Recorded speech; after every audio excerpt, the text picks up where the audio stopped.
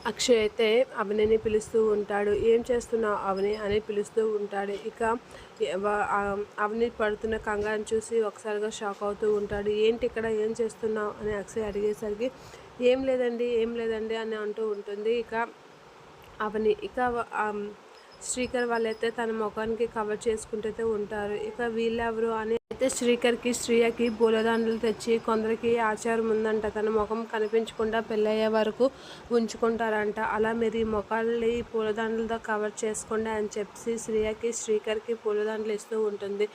ఈ దండలు మీ ముఖానికి వేసుకోండి, అలాగైతే మా అమ్మాయికి మీ అన్నయ్య వాళ్ళకి మీ ముఖం కనిపించదు అని అయితే అవని అయితే ప్లాన్ చేస్తూ ఉంటుంది. ఇక అది చూసి శ్రీకర్ అయితే ఆలోచిస్తూ ముఖానికి అయితే కట్టుకుంటూ ఉంటారు. ఇక వ్యాంగిలండి అని చెప్పి అంటూ ఉంటారు. ఇక అదే టైంలో అక్షయ్ అయితే అవనిని పిలుస్తూ ఉంటారు. ఇక కంగారుగా పలికేసరికి వీళ్ళెవరు అనేసరికి ఆ టైంలోనే శ్రియ వాళ్ళైతే ముఖానికి కట్టుకుంటూ ఉంటారు పూలదండలు. ఇక్కడ పెళ్లి చూసుకున్న జంటటండి, వీళ్ళతో మాట్లాడుతున్నాను అనేది అంటూ ఉంటుంది. సరే పద, నాన్నగారు పిలుస్తున్నారు అనేది అంటూ ఉంటాడు. సరే పదండి వెళ్దాం అని చెప్పి అవని అయితే అంటూ ఉంటుంది. వీళ్ళతో సరేలే అని చెప్పి అవని అక్కడి నుంచి వెళ్ళిపోతూ ఉంటుంది.